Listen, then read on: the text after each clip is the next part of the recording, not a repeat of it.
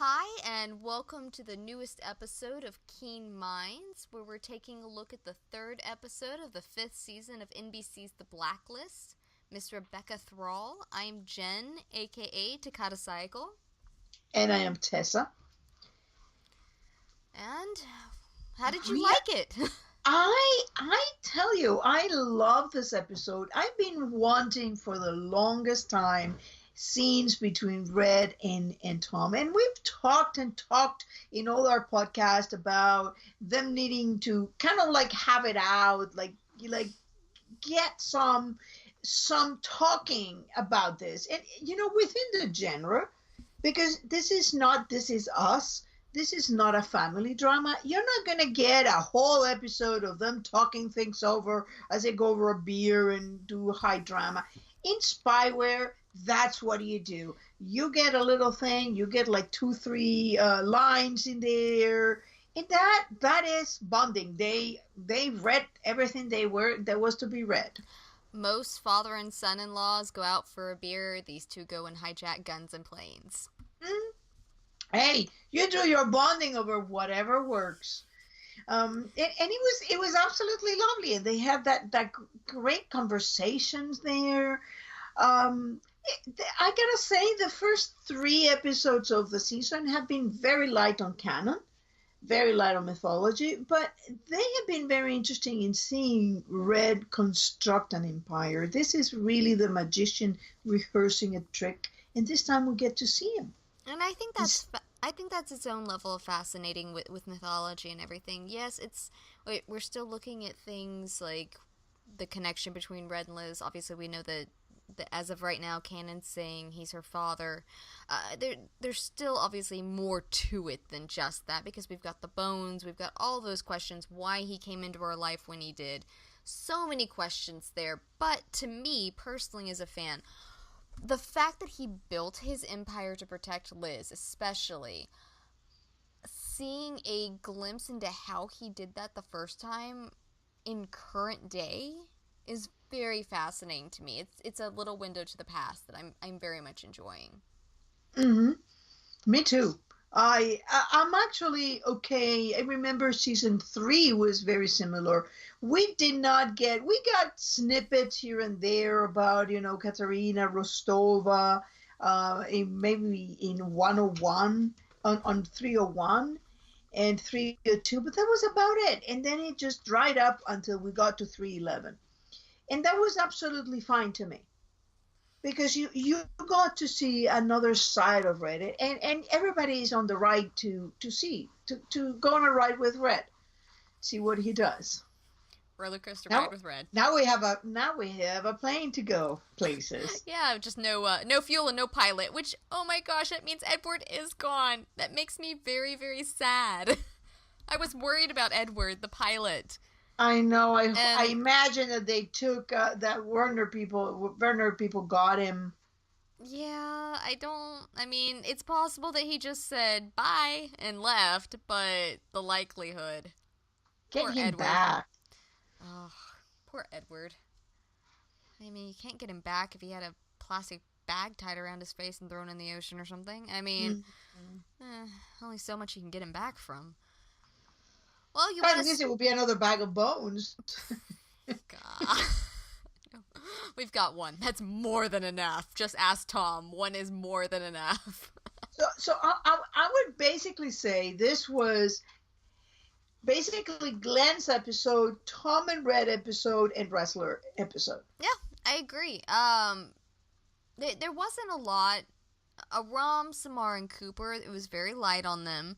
We got to see a little bit with, Cooper running the task force, as he always does. It was pretty light on him. One of my favorite scenes, though, for the whole episode, and there were a lot of really good scenes that we'll end up touching on throughout the length of the podcast. But that moment with Ressler when he walked in and was talking about that he had a dead body in the back of the car, yada yada yada. Liz just rolls with it. And Samar does the same thing. It showed the closeness of the task force, how easy they are around each other, how much I mean, there was never a question that Ressler really had a body in the back, and he was able to just roll with that. Okay. I am going to disagree there with you. I think that both Samar and to a bigger extent Liz got the hackles up. Might have, but I'm just yeah. I was just really entertained with how how Yeah, easily they were able to jump into that he did and the same thing with Gail. I was there. He just told him, and Gail was like, "Oh, you're so funny." yeah. I think and it's been an actual great choice they made to have Ressler be able to lie so convincingly. And even though he's lying convincingly, Cooper, Liz, and Red have picked up on it. Yeah, I think so. I definitely think Cooper has, and I definitely think Red has. Very, very intriguing. So this was so we start with Let's go in with Ressler because I mean, there's not a lot with Aram Samar Cooper. I mean, that's basically it. I do have one thing on Cooper though. Okay.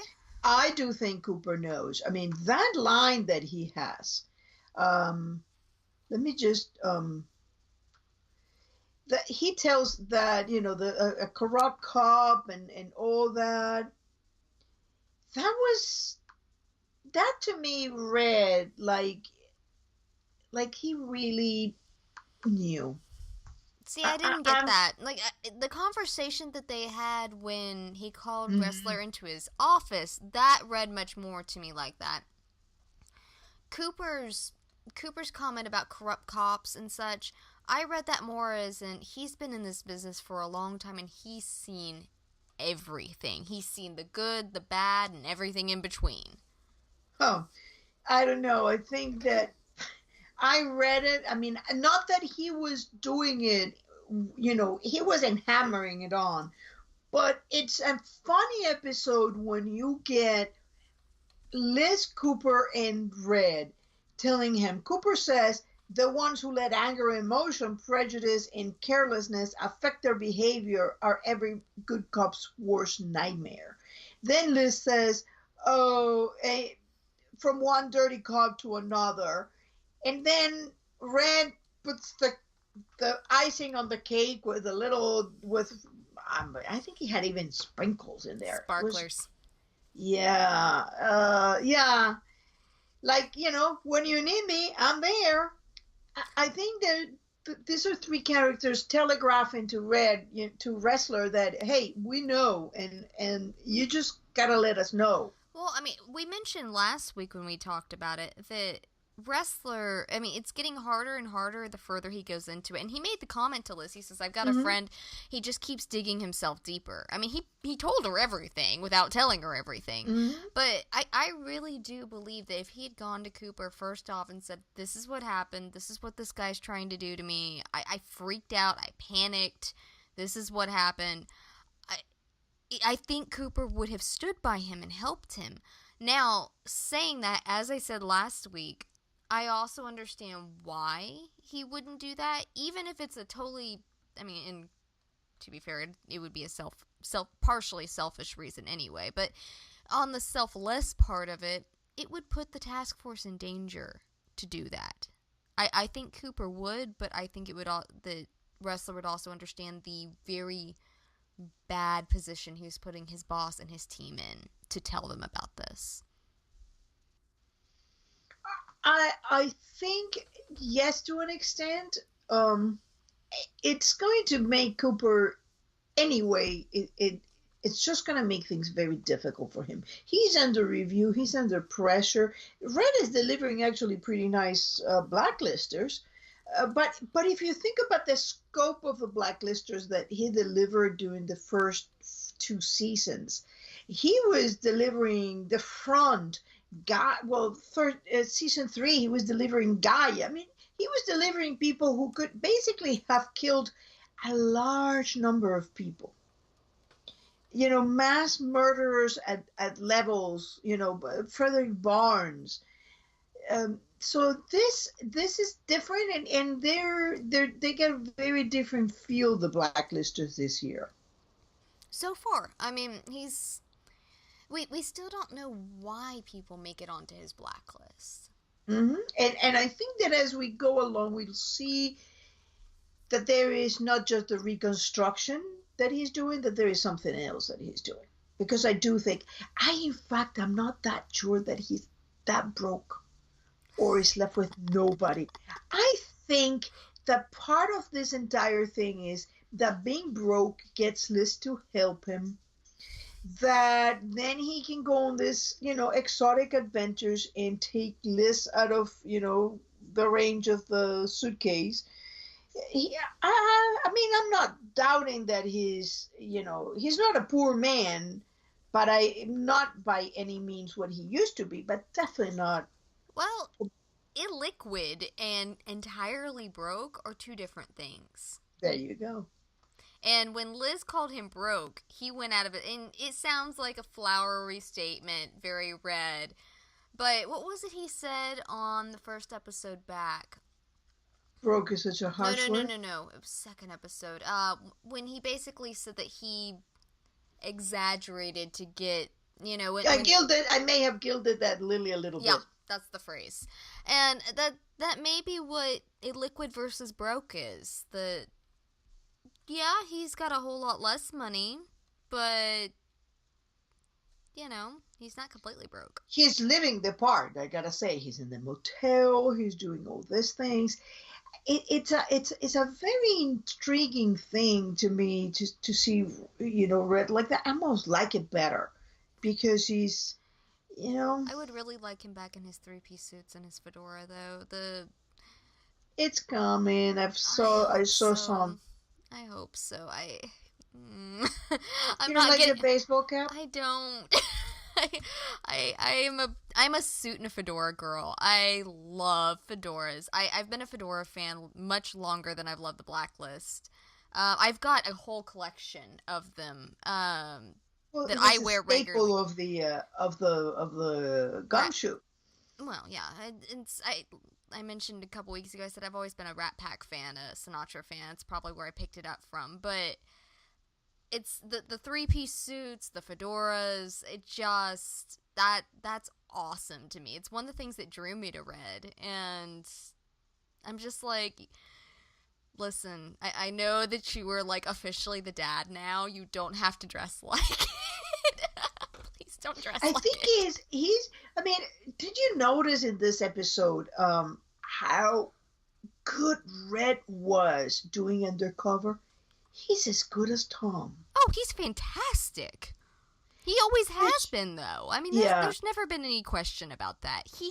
It's because just like Liz said, he's as comfortable in his, cave as he is in the restaurant, as he is comfortable anywhere. And that is what you have to be an undercover agent, because you just kind of have to slip into the role and go.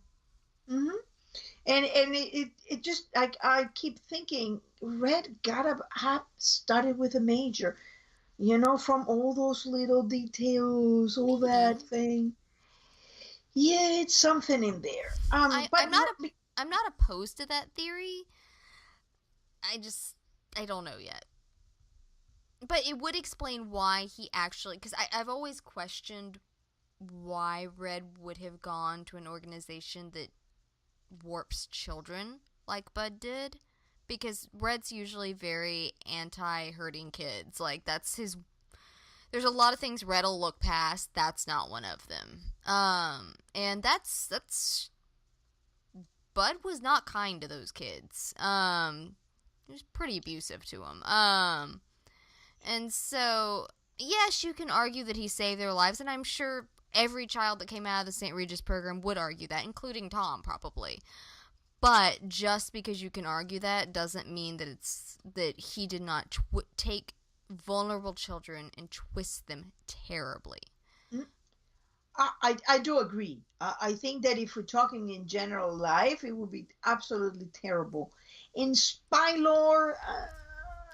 I still think for Red, with his general setup, the way he views his worldview, I think that has always struck me as a very odd thing for him to overlook.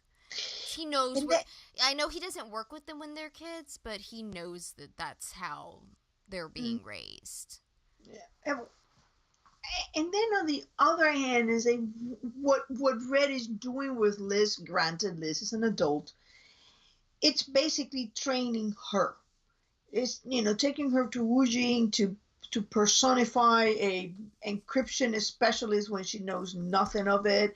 It's just plunging her on the deep end of the pool. But she's an adult. She's not a 14-year-old kid that just got out of a bad foster home that is on the run from everybody. Oh, yeah. I'm not going to argue that. Yeah, sorry. I have a lot of feelings when it comes to the St. Regis program. I would love more information on it. I don't think it is a good one, but I think that it's interesting to know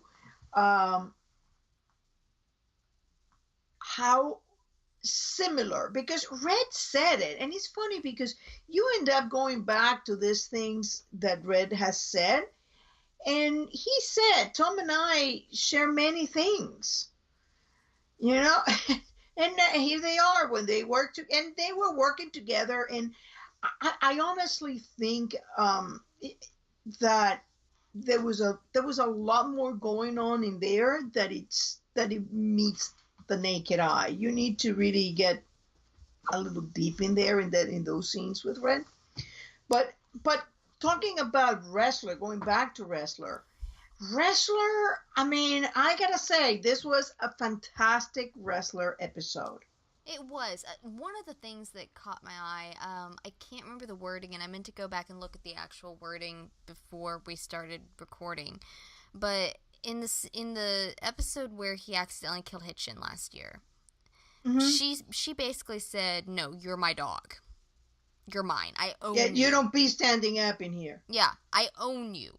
And I want you to know what your place in this marriage is. You don't be standing in my house. Yeah, and Prescott said something very similar. He's like, no, because Ressler said, I'm not your You're errand boy. indentured servant until you pay my debt.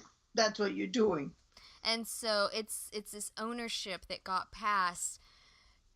Hitchin thought, they gave up the evidence to Hitchin. Hitchin thought she owned Ressler. Hitchin died. Prescott covered it up. Now Prescott owned. And so it's just one after another after another.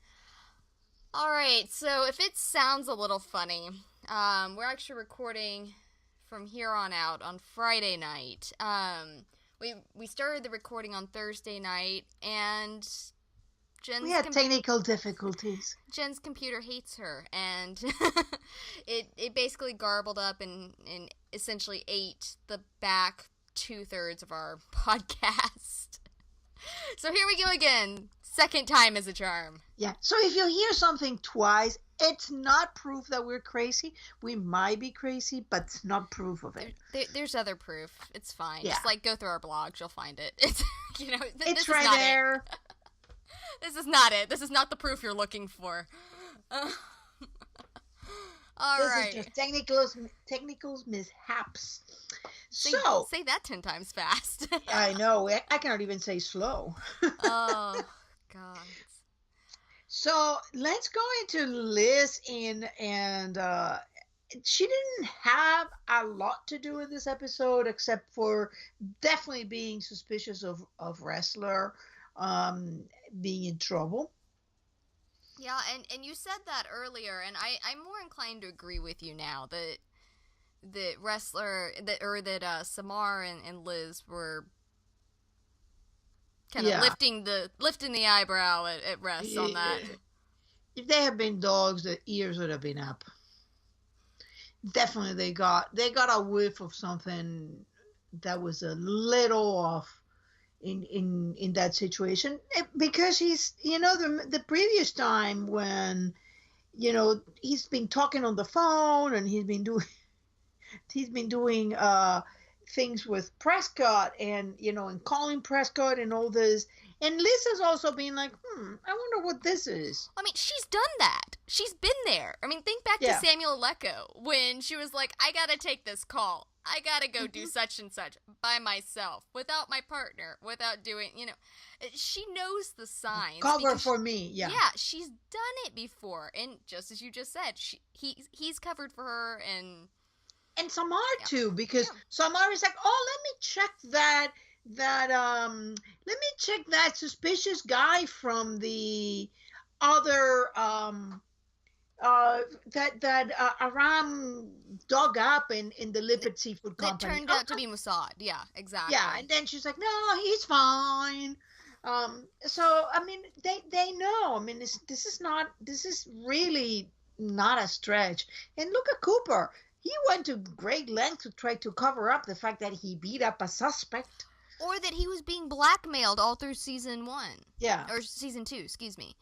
When he was blackmailed by Connolly. Yes. And so he and his wife were both being blackmailed, and he couldn't say anything, but he was having to cover for different things. This entire team has been in this situation. It's just Ressler's turn. Exactly. Aram has the one that actually has been that he's not entirely without having done it, because he knew for like a couple of days that they were going to be investigated by a grand jury. He just didn't say that until like the second day. He also kept it a secret when he started dating Elise again, or Janet. Yeah, well, but you can say that is his personal life, and that didn't really matter to anybody. That would have been like Liz not letting everybody know that she and Tom were back together.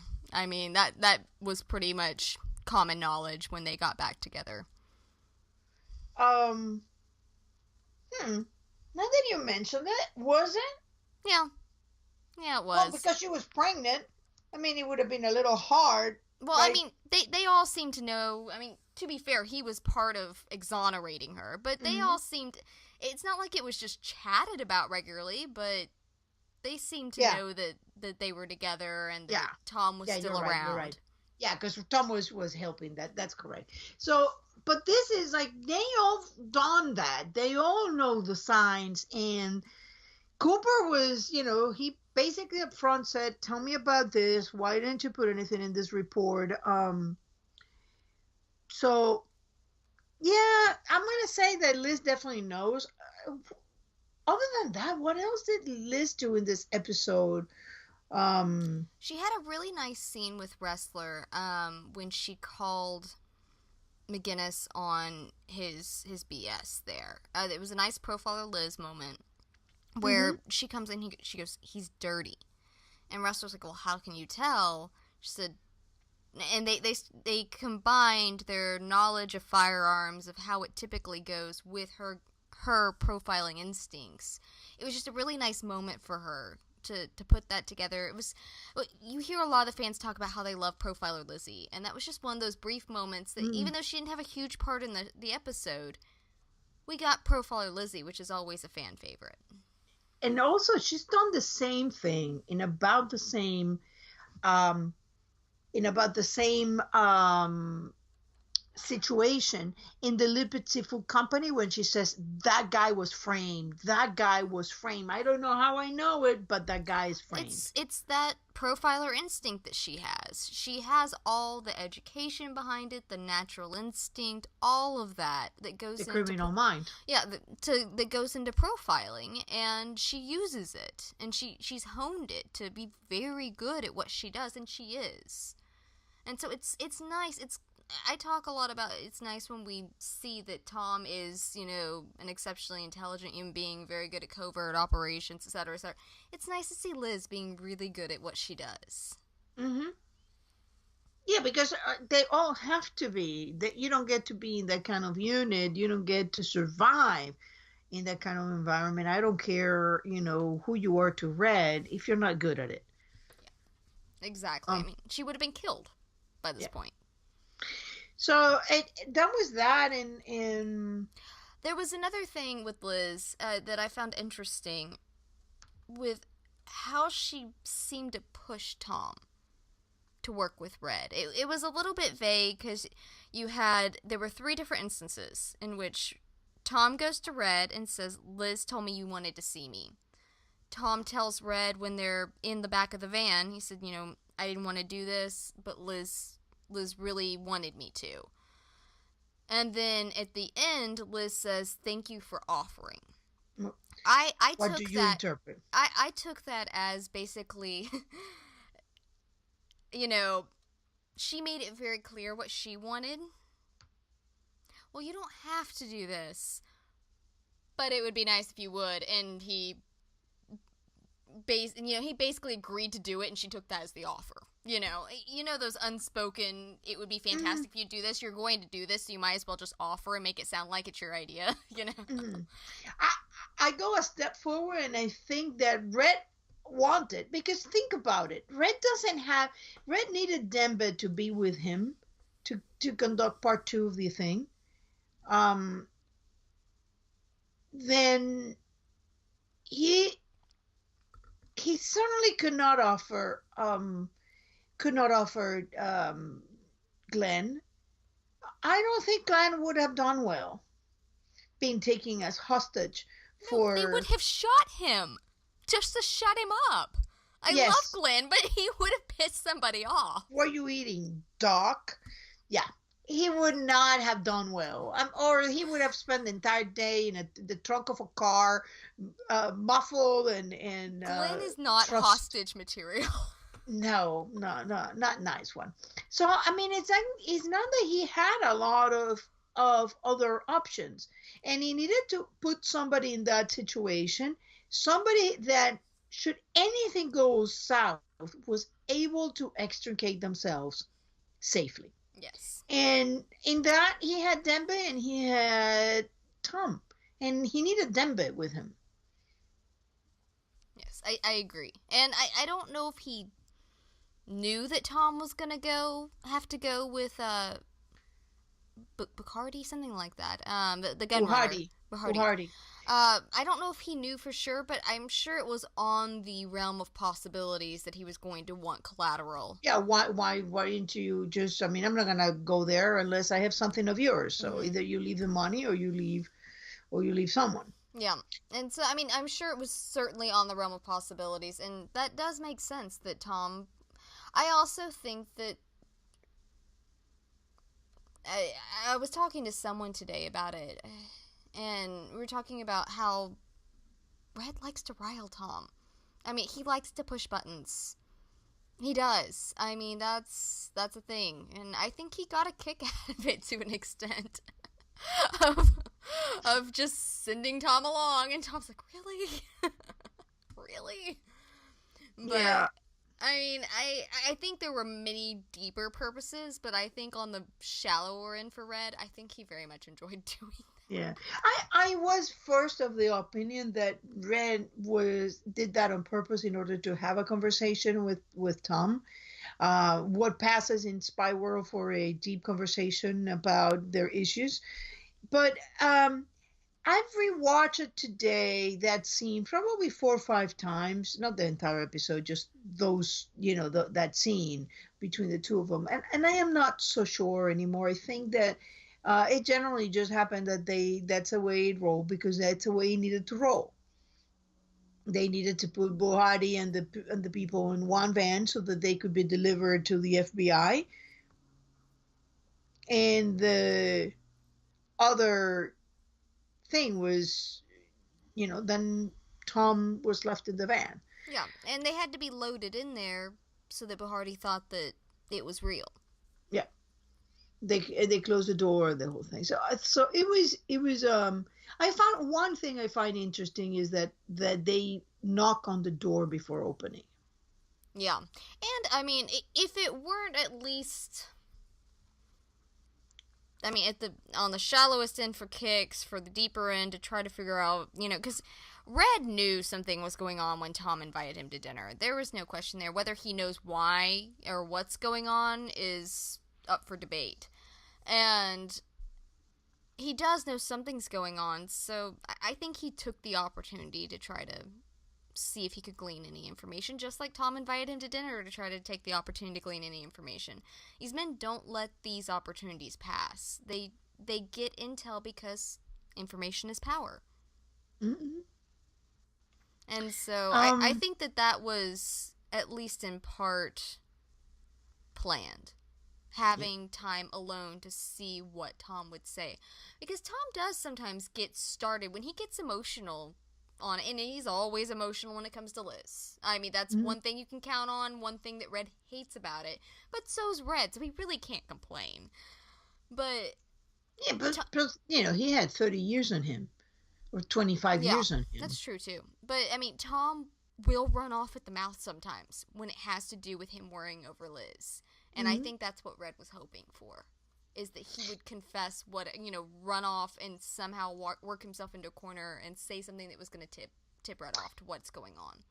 And one thing that you mentioned in the previous edition was that it's very interesting to see the evolution of Liz's character when she was flipping out back and forth with the passports and undercover Tom.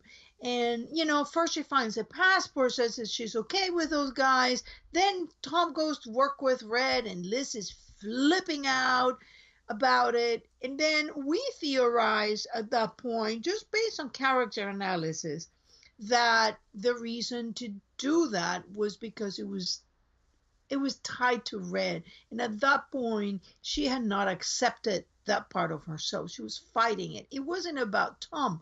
It was about her working with Red. It was about her being the monster that she has been calling Red. I agree. And now that she has accepted Red as her father and has accepted that she's willing to work with him, I think she wants them both on the same page. She wants to make sure that her husband and her father are not going to kill each other. So she sends them out for bonding time. I mean, some men go out, have a beer, and do some fishing. These men go out and hijack a plane and some guns. I mean, this is spy in-law bonding time right there. Yeah. I do think that maybe Red told Liz that he would like to work with Tom, that she needed, because otherwise Liz was not going to say, hey, Red said to work with him. Yeah. She probably tried to get him to say, hey, do you want me to go and not work with him? Well, I mean, I've also wondered if perhaps she was talking to Red and said, we've got to find some even ground for the two of you. And Red said, fine, I need a person for this. Mm-hmm. Get Tom. Yeah. Red you always have three angles. Yeah. And that's anything. Exactly. It could have been both. Because that's Red. It's always playing the angles. Yep. And so I think that then we have got to this point. I mean, it was a lovely time when he says, yeah, I know he can be a bit much sometimes. I mean, this is really the pesky father. But the elephants. I love that. I can't believe you're related to him. He's a nut job. Yeah, but then again, we as we said, this daughter of the nut job kept you a prisoner for 4 months. I think Tom works very hard not to think about that. I think he has compartmentalized those 4 months of torture and put them back in a box, locked the key, tossed the key away, hidden it away in a dark corner. He does not think about it. He's moved on.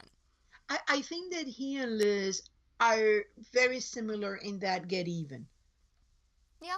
They they're have on to even be. ground now. Because I think that most people would find hard to move on from either one of this. And we see this in the fandom. We see people like screaming, they're not even. They can never be even. Because he put his hands, or he just, she put her hands on him. I mean, yeah, it goes both ways. Yeah, so the fact that they move on from that kind of things, to me, means they both come from the same thing. Once you get even to somebody, whatever that is, and that's a justice system. I'm sorry, but that's what justice system is. You rob somebody, you get 3 years. You kill somebody, you get 25 years. It was an accident, you get 10. That's It was just vigilante justice is yeah. really what it was. Yeah, it's Red's justice, you know. Mm-hmm. Well, you lied to me, and we had a couple fights. And by the way, those fights are so similar to the Mr. and Mrs. Smith, The even to the point where the guy would Mr. Smith get thrown against the bookcase. I'm like, I was watching it as I was doing a post. Oh my God, look at that! There was so many instances. The writing team has even said that. I don't remember which one it was, but one. Oh, they had that lovely poster with But the picture. oh yeah, with Mr. and Mrs. Keene. But like Yeah. I've seen the writers before. I don't want to call a name because I don't remember who it was. But they said, "Have you never seen Mr. and Mrs. Smith?" You know. Yeah, it's right It's like there. that's. Even They were like, this is what we're trying to get across. I'm sorry if you didn't see it, but this is what. And they're like, no. And, you know, the people that were so angry at them were yelling at them, that's not what this was. And they were like, we kind of wrote it. That's what it was. yeah. So it's funny, but I think that they do this, and I think Liz did this with Red. It's like, okay, well, you did crazy things, among them having me kidnapped by the debt collector, and I did pretty bad things to you too, like having you taken in custody or stabbing you in the neck. Yeah, it's yeah, we're good. Live and let live. Yeah. This is the Reddington Keene family right here.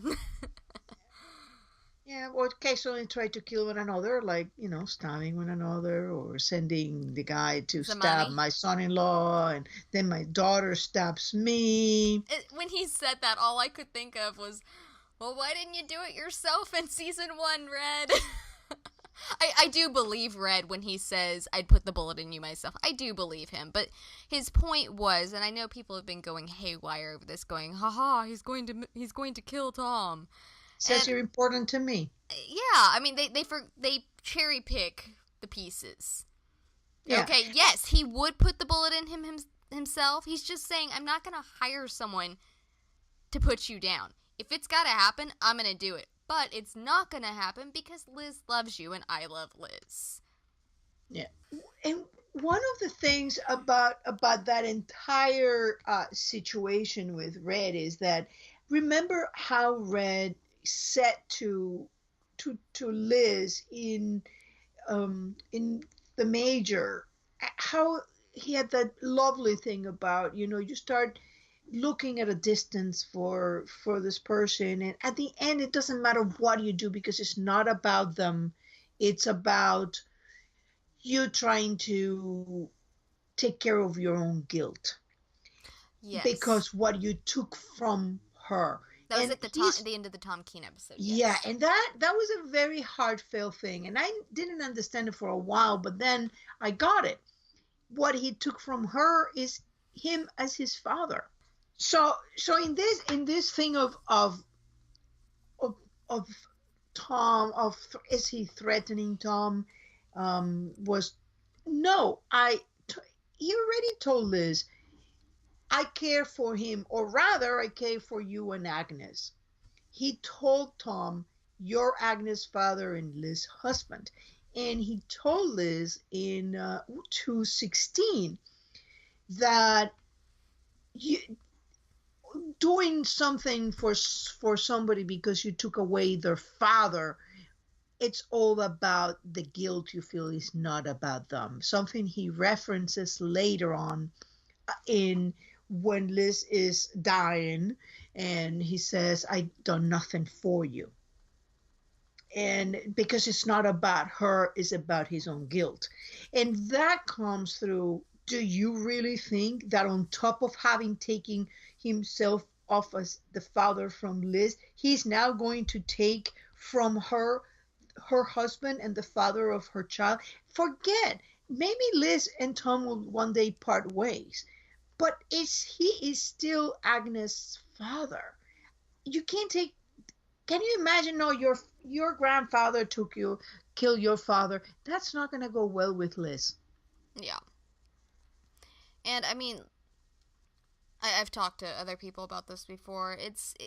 the only way that I can see Red doing anything like that is if, you had another situation in which Tom was a direct, immediate threat to Liz, which he's not going to be at this point. I know a lot of people, I know that very loud people, I'm not sure how many there are, would like to think that that's going to be a possibility, but character development has brought him in such a route that he's not. He's not going to be a direct, intentional, purposeful threat to Liz again. Yeah. Now, things that he does may bring chaos to their door. That's just their lives. Liz is going to do it. Red's going to do it. Tom's going to do it. It wouldn't. They're not going to have a squeaky clean little, picket fence, or else it'd be boring and nobody'd want to watch the Blacklist. One thing that definitely happens is that most of the stuff that Liz and Tom do spring from not having answers. And when people say, well, Red told you should do what Red says. Yeah, how many times did anybody have done what their parents told them to do? I can tell you how many. 0. Or when Red gives her half answers and expects her just to abide by his law. Thank you. It makes me so angry when that happens. I get so frustrated. I'm like, I'm sorry. If someone says do such and such, I go, why? Well, because I said so. I'm sorry. Am I 5? You're going to have to walk me through this. If I don't understand it and my immediate reaction is absolutely not, you better give me a damn good reason why I need to be doing this. If you can't, I'm going to find out what's going on myself. And, I mean, that seems like a very practical way, and that is the way Liz goes at it. Yep. And that's... Exactly. I mean, that I don't blame her for it. Now, it gets her into a lot of trouble sometimes. Sometimes it would have been smarter to have followed Red's lead, but we are a third-party viewer watching this with an omnipresent sort of situation. Well, as omnipresent as we can be with what the writers give us. We have a... We definitely watch Red on his own when Tom and Liz do not. Exactly. So we have more information as the viewers than the characters do individually. And so to expect them to act on information that we have is absurd. We just shouldn't. And I know we do. Like, everybody does it to a degree. But, I mean, I find myself yelling at characters and going, no, you don't know this yet. You will. And when you do, you're going to kick yourself, But... you can't expect a grown woman to meet up with a liar, a proclaimed liar. He said, everything about me is a lie. I'm a criminal. Criminals are notorious liars. I mean, these are the things he said upon meeting her as an adult. And to just start accepting everything on his word. Even 4 years later, he's screwed her around so much. And we know that his intentions are good, but that doesn't always mean that she should just blindly follow him. She's a strong woman. Let her be strong, even if it gets her in trouble. Hey, even when she was 4 years old, they told her to stay in the closet, did she? No, she came out and shot somebody. Some things don't change. So, do you think that Tom was wrong in saying what he did? No. It reminded me very much of season 2 when he stood over Red's bedside after he'd been shot and said, "You hurt Liz the most."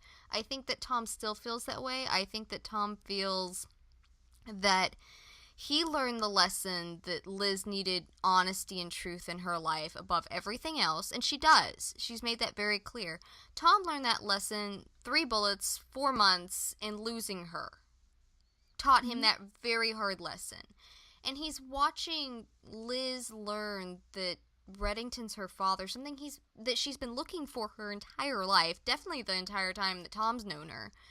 And he's going, whatever lie Reddington's holding back here is going to break her heart.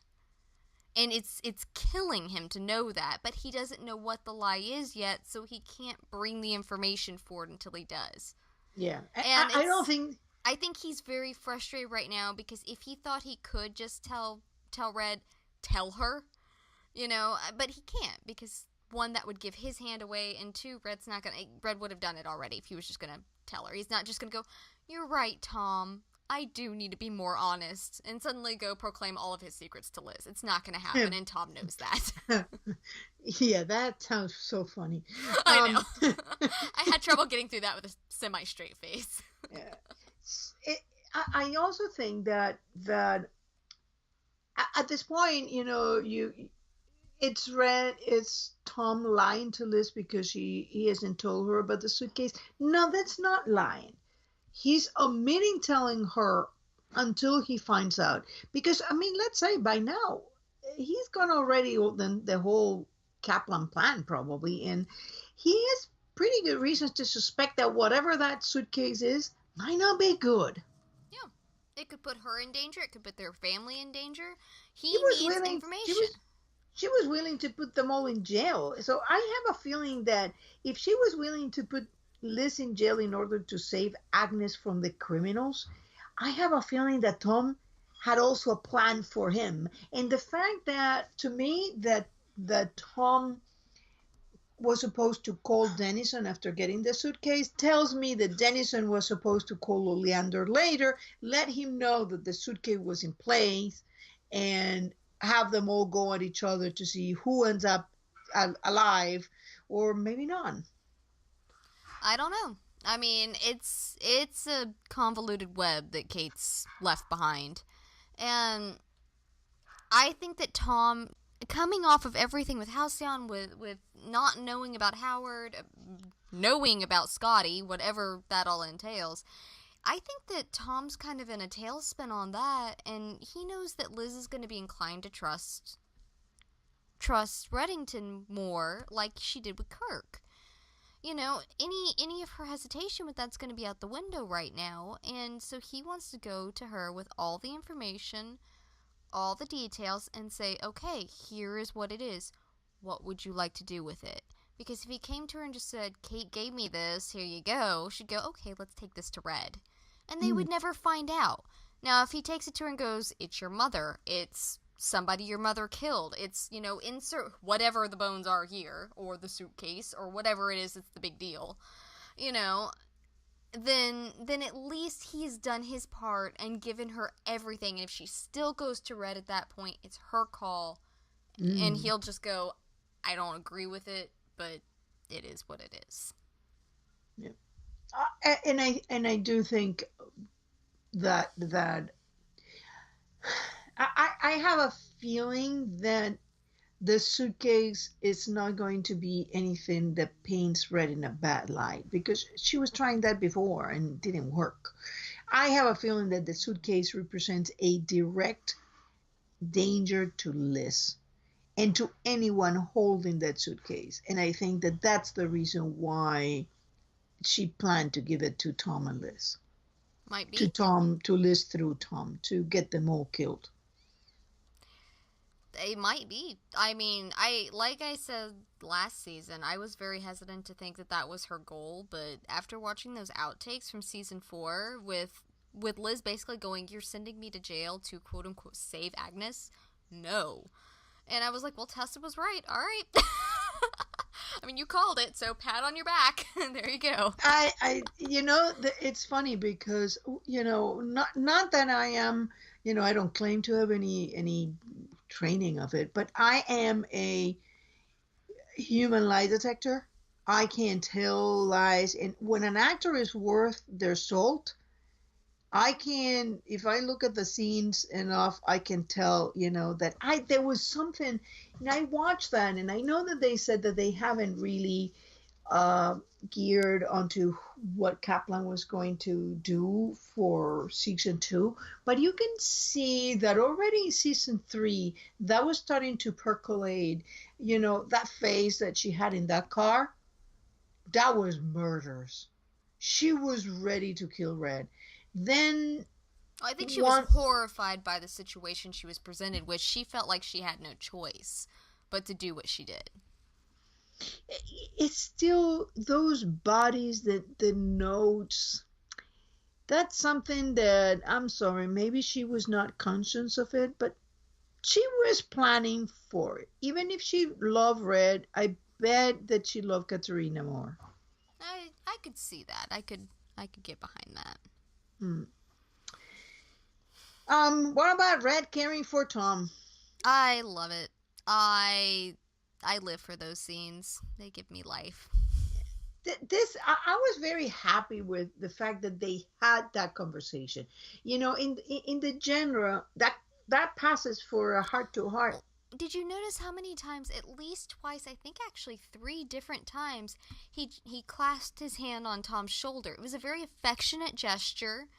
And I mean, every time Tom's just like, "Stop touching me," he just kind of gets irritated with him. But it's a gesture that you see with fathers and sons, Howard was doing father-in-laws and it. son. Yeah, exactly. And I mean, Tom was just irked with Red the entire time, so that's why he was irked that he was doing it. But it was a very affectionate gesture towards him, and we've seen little shifts like that in which he's never going to just love Tom because he's Tom Keene, but he realizes that Liz does love him, and he loves Liz, and so he's finally accepted Tom. And I think he's just found a way to deal with that. Like Dom Yeah. with him. Yeah, Even he told Dom, I'm sorry I wasn't what you expected me to be. yeah. I very much, for a while, I've seen this relationship moving in that direction. I'm glad it's continuing that way. Hmm. And we have called so many things right. We deserve a little self pat on the back. Um, that happens when you are in the canon and you actually watch all of the All the scenes. canon. Yes. Yay! Yes. Um, I am incapable of shows that I truly love of not diving into them and picking them apart. I tend to only do it one show at a time. I've stretched myself a little bit thin recently, but it's so, like, I don't understand people that can casually watch shows. oh, I'm I not can. I'm not This one is of an those. anomaly Like, for I me. don't understand how anybody could casually watch The Blacklist. There's so much they must miss out on. Makes me so sad. Sometimes I wish I hadn't become addicted to it, but I'm having a good time, so Yeah. I carry on with the addiction. It's I love that, and I was waiting for an episode in which we would get that entire um conversation. What is a heart to heart, like, yeah, you lied to Liz, say you lied too, and she's very forgiving. Yeah, that's why you're alive. Exactly. Exactly. I mean, because Red did call it. Liz's kindness, her forgiving nature, is exactly why Tom is, one, alive, and two, that they're together. I Mhm. mean, the majority of people would not have the capacity to forgive him for what he did. He knows he screwed up. They're both very well aware of that. It's not something that either of the Keens have sugarcoated over the years. They've just Even moved. Red Yeah, knows they've that he's just gone moved. bad. Well, they've just moved past it, and Tom has learned and grown. And I think that's what a lot of the people that really hate him have never accepted or watched. I don't know if they just cherry pick and watch scenes or what they do, but they completely He got a negate. Tom session. They completely negate character growth between. I saw something the other day, trying to refer a quote from season 4 back on before his redemption arc, and it's just like, what? This is not how you handle character growth. You watch them. A well-written redemption arc moves in such a fashion in which you see the character, they hit a low. You see them as a bad situation. They hit rock bottom in a low where they can't go any deeper. Something changes, something clicks. There's some outside force, something that works with them inside outside. That click happens and they start that upward climb, and it's typically very painful and very struggling, but they start struggling towards that light, and once they hit the end of the redemption arc, they're either a changed person or they sacrifice themselves and die. That's usually the two ends of the redemption arc. They get their quote-unquote happy ending where something really good, they become a better person. Hmm. Or they become a better person, they die. It just they're the two basics of Or redemption they're arcs. struggling to become a better person, and then have one moment of they sacrifice Well, themselves. yeah, So that's that what I kind of mean. takes the place of growing. That well, people that just like, oh, they're horrible, they sacrifice themselves, and that's not. It's a mini redemption arc. It's kind of a cop out, but in most cases. But regardless, it just depends on the character and the situation, and they've worked the Keens very well, in which they took a relationship that was unhealthy. Their relationship in season 1 was unhealthy. It was a bad relationship built on lies and mistrust and terrible things. They took that, they shattered it, picked apart the things that were right, and rebuilt it into something and based it off of trust and honesty and commitment and equality. And that's what they rebuilt it as. And so Tom's personal redemption arc and the Keen's relationship redemption arc work hand in hand on that. And it's really fascinating. And as a character analysis, as a redemption arc fan, as a writer, as someone that just digs super deep into all this stuff, I understand I do, and not everybody does, but from my point of view, it gets very frustrating sometimes when people just take all of that writing, all of that hard work that the writers have done, that the editing team has done, the actors have done, and just toss a good 3 seasons out and say it You doesn't mean matter. people are supposed to think? Yes. I know that's a lot to ask sometimes, but Yeah. but no, it bothers me on a very I was joking about it the other day on something, and I said I am deeply offended by this. I am personally and deeply offended by this. Negating character growth it's a pet peeve of mine. Drives me up the wall. Even in Red, we've seen that character growth. I mean, Red finally said to Kaplan, like, she's not Masha anymore. She's not a child, is what she was telling. You know, the little baby, the little Masha, that she stopped being Masha, she stopped being a child at 4. That grown to be Elizabeth Keen, to grown to be an adult, grown to like to be in a life of crime, even without me being in it. And even went and got higher education in criminal backgrounds, Behavior, to yeah. be able to study it. Yeah, Yeah. everything was geared towards that, even without him in the picture. Mm-hmm. And even Sam was chosen by her mother. So did you notice, by the way, when they get off the truck and Red says, basically what is functioning is a little back way introduction of Katerina, because I don't know if you noticed, but Katerina hasn't been mentioned a lot in for the half the of redhead. The redhead. He wants to be locked in a truck with a redhead. Any If you're gonna redhead? lock me in a truck with a nice demeanor and nice smile and pleasant demeanor. Somehow I don't. Well, maybe a fake pleasant demeanor, Katerina. Somehow Well, I I'm feel sure. like if the two of them were locked in a truck, I don't think it would be a pleasant demeanor. Yeah, I mean, who knows? I mean, it's considering that Liz got the temper from Dom, and considering the type of women that Red seems to like, that because he does have a type, the Madeleines of the world. Carla slaps him. Well, not even slaps him. She actually punches him and draws blood in the mouth the moment he meets him. Like, you change a lot, and punches him. So we know that definitely he does have this type of women. That if you don't subscribe to my theory that Carla is just one of Katerina's names.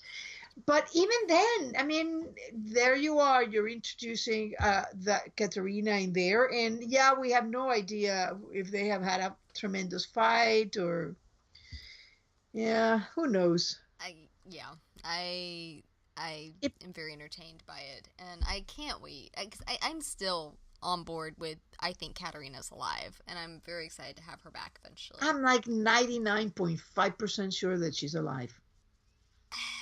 I would up you up to 99.8 at least, if not there 9. You go. I mean, I'm pretty certain. I am even writing a post about it, but yeah, you'll see soon. Definitely, I think that she's alive. So, before we wrap, I do feel like we need to mention Glen and that final scene, that beautiful final scene with Glen and the plane and everything. Yeah. Now you notice how Red, when Red goes to see Glenn, you think that that demeanor, like broken Red and all that, is real, or he's just playing a. It's so hard because he is. I gotta say, in this thing, he is so good Oh yeah, he's very at good. undercover. I think that he was frustrated with having, because I mean he's Glen always flusters him. I mean, and I don't know how much it is that Glen actually flusters him, or if he just plays flustered just to get. Because whenever he finally, Glen, breaks him, quote unquote, that's when Glen starts turning around and becoming more pliable and Mhm. more helpful. And so it's a shtick that those two have, and I don't know how much of it is that. Dysfunctional relationship for sure. Yeah, I mean, I do get the impression that Glen really irks Red. But what we saw in this episode was value loyalty above all else. Glen may drive him up the freaking wall, but when push comes to shove, when he was poisoned and everybody else was being taken into custody, who was there? Glen Carter. When everybody else has run away, who sticks with? Glen. When he needed $1 million in cash, who's there to provide it? Glen.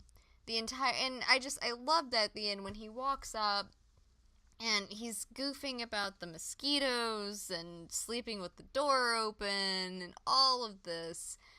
And Reddington's just watching him like, you can go now. Please go.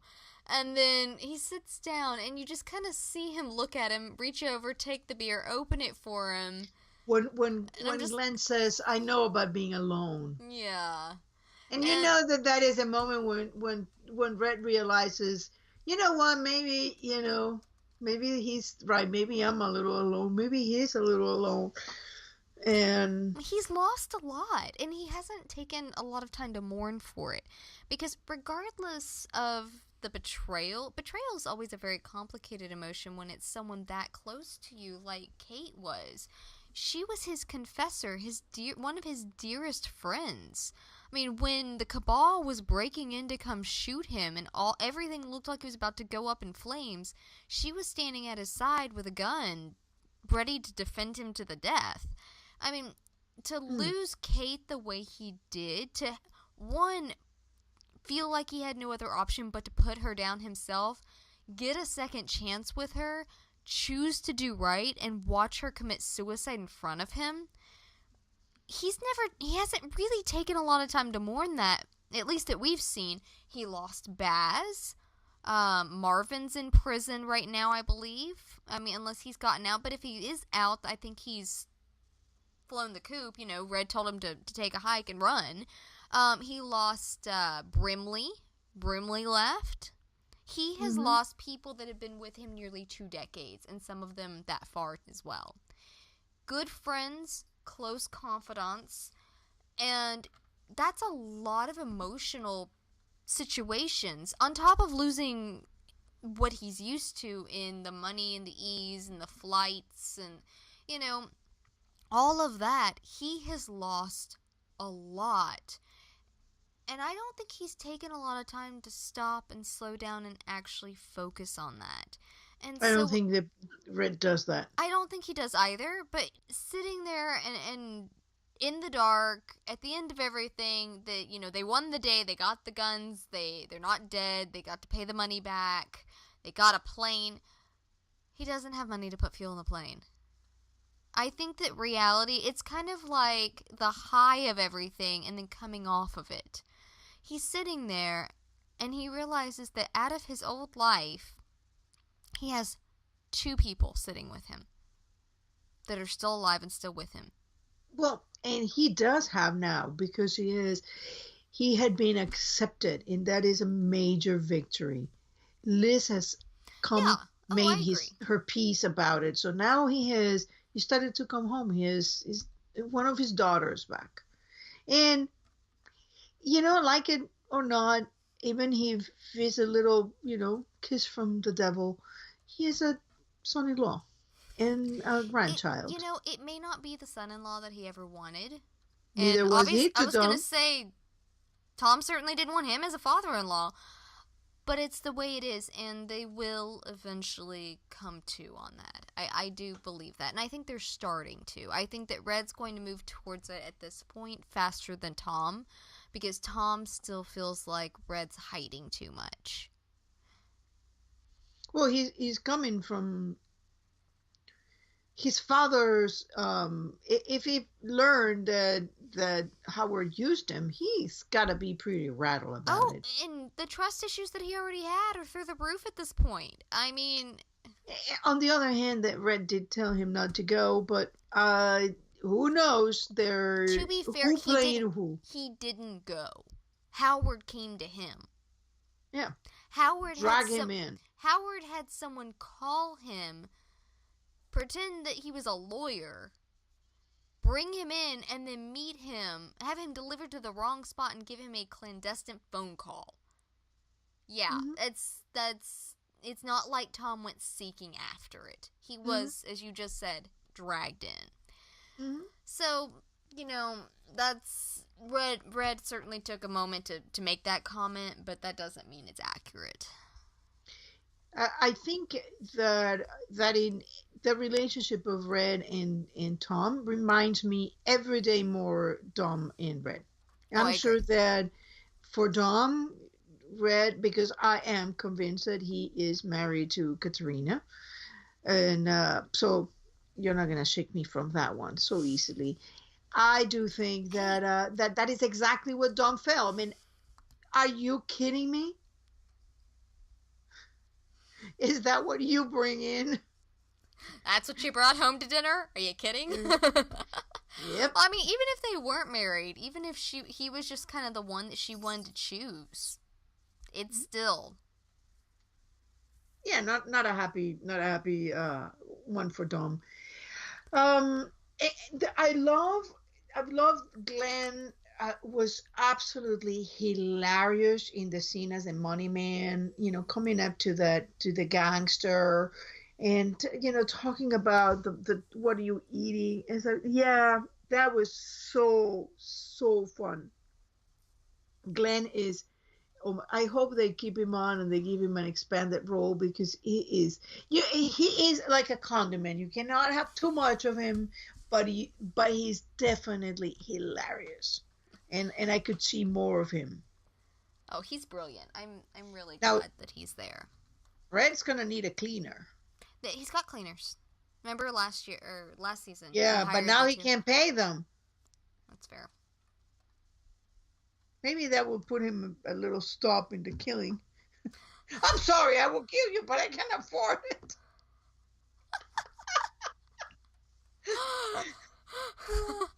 I would love to put a bullet in your brain, but you'd bleed over everything, and I just can't. That's not my budget. Go talk to my budget lady. Hawkins is that? No, don't kill him. No blood. No anything. Oh, but I can strangle him? Okay. Just don't leave DNA. Gah. Yeah, we have not talked at all about the secondary thing, which is the whole thing with the cops and the crazy lady. How did you like having the blacklister, that woman, and the kinky thing? What was the object of the kinky thing? Just a way to kill the guy? I don't know, I guess. I don't even know.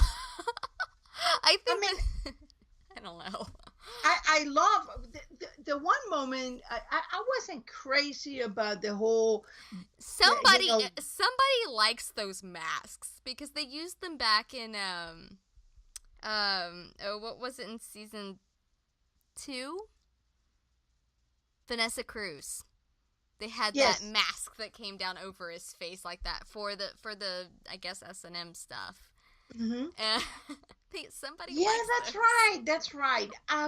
What the moment I love about the Blacklister, and I wasn't too crazy about that the what should have been the Blacklister, but the episode was really about Ressler and Tom and Red on his team.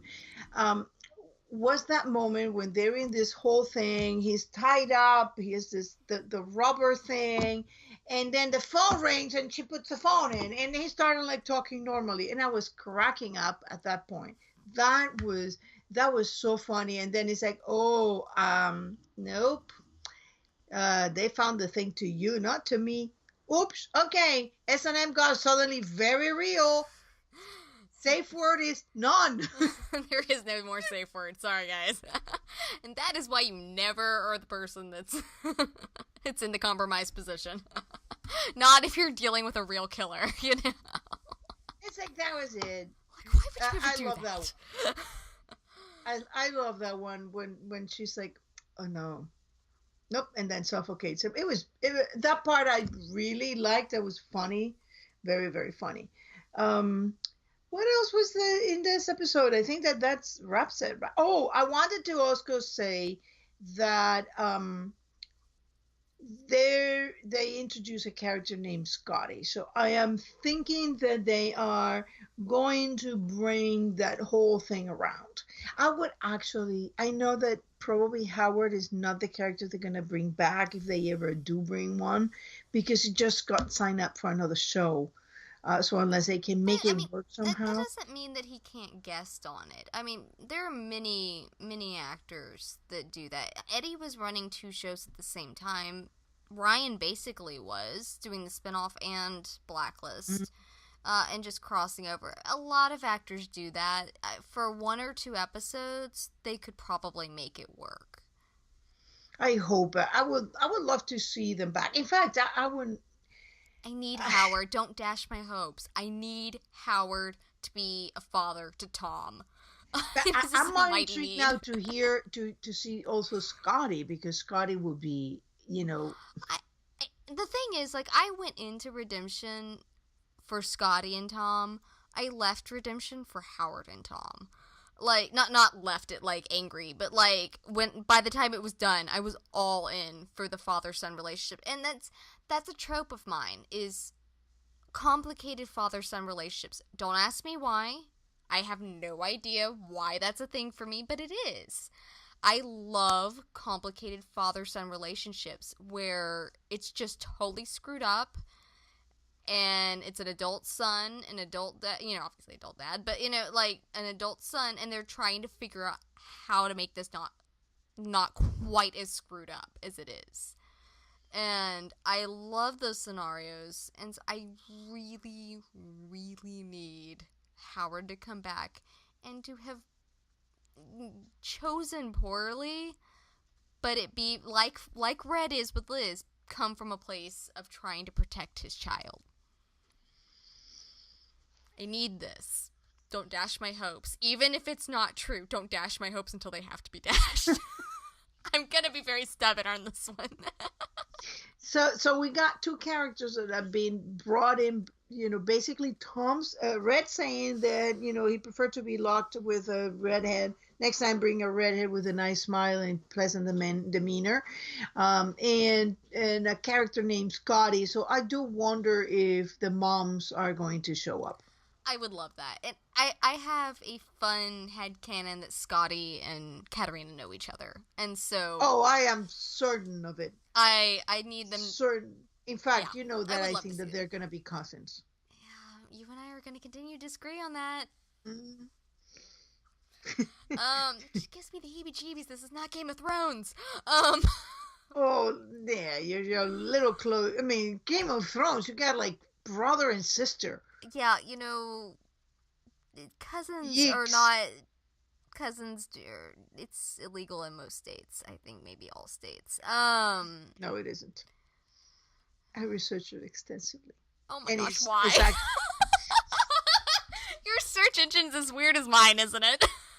See, mine's like, can so-and-so survive if? Tessa's is like, how closely related can these people be? Oh, because I've always had that feeling. I've always had this feeling that Scotty and uh, and Katharina are going to be cousins. Well, I really hope not, because that will creep me Most out, of and the Agnes most, may have some no, issues. no, well, no, they made a point to tell you that she's perfectly fine, that she has no genetic issues. They did make a point of it. In fact, the possibilities with cousins is only like 0.01 difference. Okay, okay. I'm still telling you, American audiences will be squeamish over that. They're gonna have the same. A lot of people will have the same reaction I'm having right now to this. That, ugh. I will not be the only one. I am not. For once in my lifetime, I am not the weird one here. Well, just so you know, most kings ended up marrying their cousins and things like that. Okay, we need to stop this one. I'm gonna rile myself up. I'm too far gone at this point. I'm not gonna make sense. Because every time you say that, all I can think of is Game of Thrones. But that is I know, sister. but that's where my brain goes, and I'm just going, I'm ah. just telling you, do the research and you find that there's some states, but that those laws were introduced before genetics came on the subject. We And now freak. genetics say that basically there is very little difference between completely unrelated people and cousins. I think that this wraps us up. Yep. You can listen to us on iTunes, SoundCloud, and YouTube, and we love to talk. Obviously, we love to talk. We'd love to talk with you. You can catch us on Facebook, on Twitter, and on Tumblr. And I think that's it. That's all we that's it. got. That's all we Yes. got. All right. Until next week. Till next week. Bye bye.